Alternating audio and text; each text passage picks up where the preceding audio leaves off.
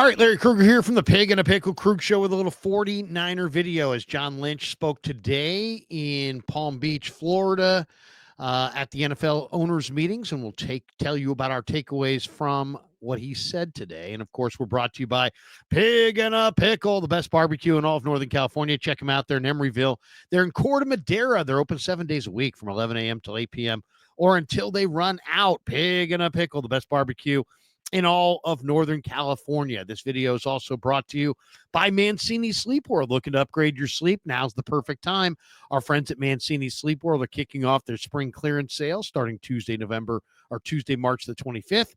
And you don't want to miss these deals. Up to 50% off select mattresses, 2 free pillows with any Tempur-Pedic mattress purchase, plus an extra 10% off when you use our exclusive code Krug10. And here's the best part. Mancini's now offers a 365-night comfort guarantee. They give you a full year to decide if your mattress is the perfect fit. On top of that, they provide free next-day delivery and a best price guarantee, so you can shop with total confidence.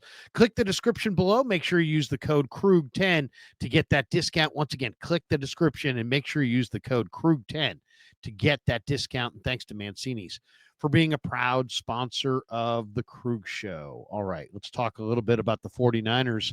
John Lynch spoke today in West Palm Beach at the Breakers Hotel about the 49ers offseason and a number of the things, talking about Brandon Aiyuk, Brock Purdy, Dre Greenlaw, the draft ahead, and so many other things. So let's get to our takeaways from the Lynch presser today. Lynch says the 49ers are pleased with Brandon Aiyuk's progress in his rehabilitation from a major knee injury that he suffered last year in week 7. The Niners expect Brandon Aiyuk to be a 49er in 2025. He's likely going to be out until midseason, but they will not be trading him. They could not find a suitor. They didn't give us any specifics as far as exactly how the whole trade thing came down, but it's pretty obvious that the Niners were looking to move Aiyuk and move on from him. They couldn't find somebody who's willing to pay their price, and so he's back. And now it's all about, his rehab and getting him ready to play, and when can he play? And he probably can't play until the middle of the year, but he will be a 49er in 2025. Lynch also said he expects that the 49ers and Brock Purdy could have a deal done on a contract extension with the franchise quarterback by the middle of April. The start of the OTAs start in the middle of April, and Lynch was optimistic that they could have a deal done with Purdy by then. Lynch said that the 49ers were well aware that Demarcus Robinson had a previous DUI and could be suspended by the NFL for the first 3 games of the NFL season. They were aware of this when they signed him. So the Niners, probably are in the market for a wide receiver because they're going to have to start the year. They're not going to have Debo for the whole year. They're not going to have Aiyuk, at least probably for half the year. And they're not going to have Demarcus Robinson, their veteran free agent replacement, for the first 3 weeks. So it's probably imperative that they get some additional wide receiver this offseason. Lynch said he was really encouraged by how much money the guys who left the 49ers got in the free agent market, but he was also quite surprised. And he named Jalen Moore as, the surprising free agent signing, that Jalen Moore got, $30 million or $15 million more than the Niners offered or whatever it was. Lynch was surprised that Jalen Moore got paid the way he did. Matt Barrows reported today that the Niners and the Broncos will have joint practices this summer. It's unclear whether those joint practices will be here or there. The schedule is not out yet. We don't know where that game will be played, but the Niners and Broncos will have joint practices this summer. That is the plan. Of course, the Niners had scheduled to have joint practices last summer with the New Orleans Saints, but were so depleted with injuries that they wound up canceling the practices on the eve of their practices with the Saints. Lynch also said the Niners are likely to be a top cash spending team again in 2025. By the time they pay their quarterback, they expect to be, right there among the league leaders in cash spending once again. He was asked about the run defense, and he says it's a major issue. He does think Robert Saleh's return to the 49ers should help the Niners in this area. So he said you could probably expect some improvement there, but the run defense is a major issue as Lynch sees it. He called Dre Greenlaw a needle mover. But 9 teams were reportedly vying for Greenlaw, and the Niners made a last ditch effort to get Greenlaw to re-sign, and it just didn't work. He only played 34 defensive snaps. They weren't sure what his market would look like. D. Winters is currently slated to be Greenlaw's likely replacement at weak side linebacker, but the draft is coming up, and the Niners could address that need in the draft. Lynch, also said that he does not subscribe to the theory that, and by the way, before we get to this next point, as far as what went on here with the Greenlaw deal, Matt Barrows had some quoted some league sources today. He said, according to league sources, the Niners' initial offer to Greenlaw fell well short of what he ultimately got. Lynch admitted today that the Niners were, quote, somewhat reactive in their pursuit of Dre Greenlaw. So I think it's pretty clear what happened here. The Niners came in with a pretty low ball offer to start, kind of forced him to go see what was out there in the marketplace for himself.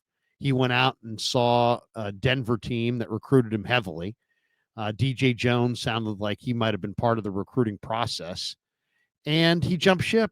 Niners were 29th against the run. He said he wanted a fresh start. He bought a house in Dallas. He didn't sign with Dallas. He signed with Denver. But Lynch admitted that they were definitely reactionary in their approach. I mean, basically they offered him a low ball offer.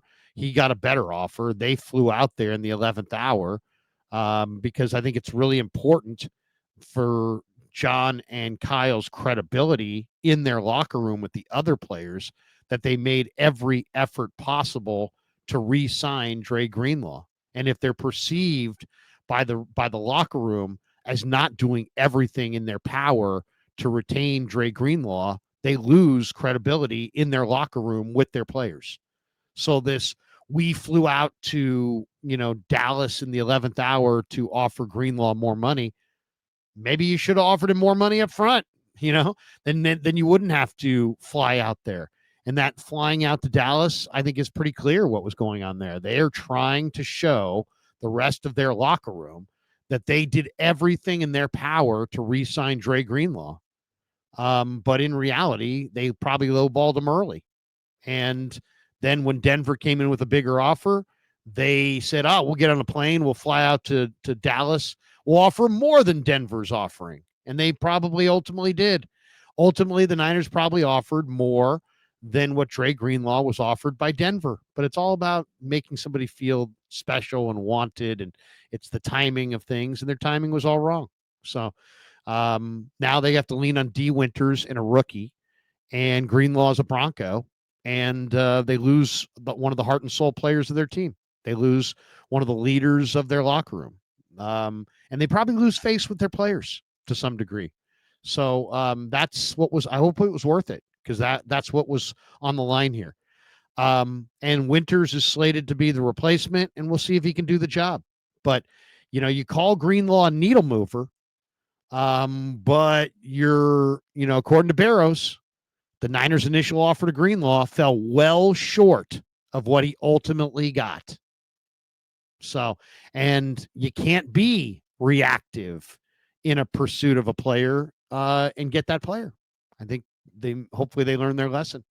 And this one's going to be a painful lesson, because there's going to be guys in that room that aren't going to see them the same way and aren't going to have as much confidence in the front office or in the head coach, because they let this player who is so valuable and so vitally important to their culture out the door with a low ball initial offer. So players side with players, and the players are going to side with Greenlaw on that. And they're going to be like, wow, 49ers let this guy walk out the door. It doesn't really matter that Kyle and John boarded a plane. It doesn't really matter that Kyle and John may have offered Greenlaw more money eventually. They didn't make him feel wanted. They didn't make him a sweet enough deal early on. He tested the waters, fell in love with another candidate in the Denver Broncos and jumped and wanted to leave.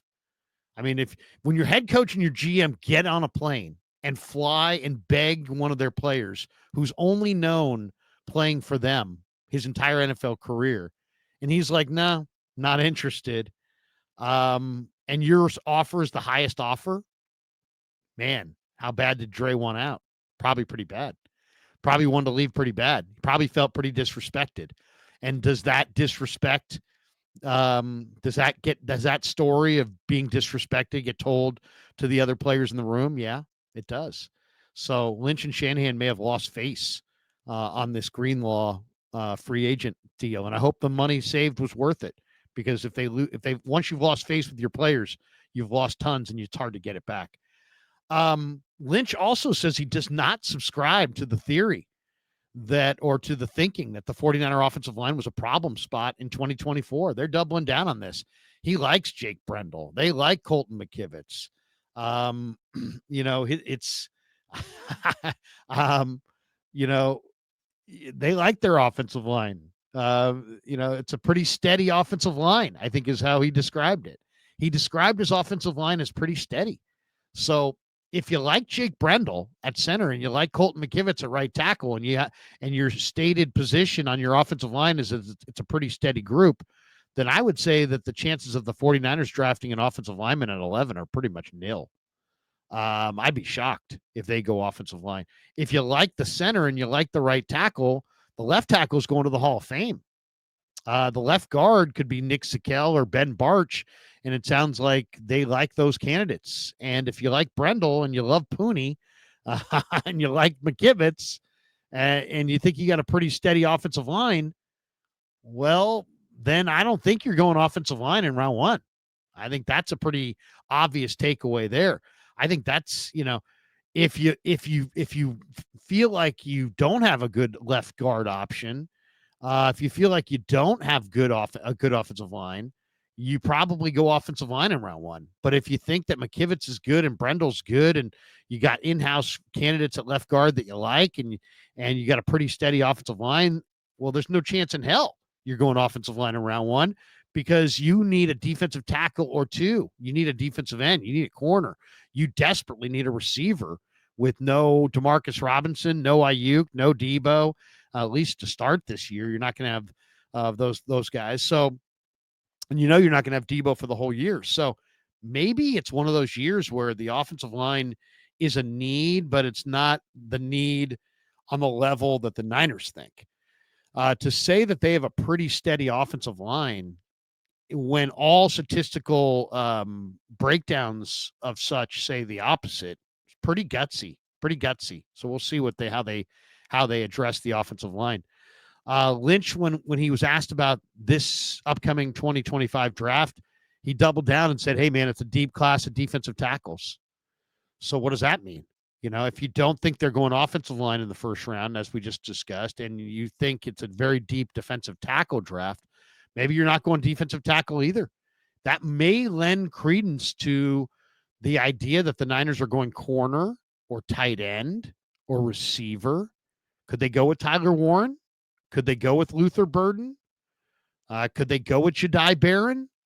It sounds like corner and offensive skill position players may have jumped the line on offensive line and defensive tackles as far as needs. So that is something to check out. And then also the 49ers have added the United Arab Emirates to Mexico City and London as their international markets. The Niners have before had two international markets that were considered theirs, and they were allowed to market to Mexico City and London. And they've done that over the last two seasons. But they've now added the United Arab Emirates to Mexico City and London. I would expect if you see the Niners play internationally, according to Jed York, it's likely to be in Mexico City over the UAE or London, probably just because of proximity and scheduling and that kind of thing. But that's the latest. The 49ers have added a third marketing international element to their already burgeoning international efforts. Mexico City and London were their international markets of choice. Now they have Mexico City, London, and the UAE. So there you go. Thanks to Pig and a Pickle for being the title sponsor of the Krueger Show. Thanks to Mancini's for being a sponsor of this video. And thanks to all of you guys for supporting the Krueger Show on YouTube.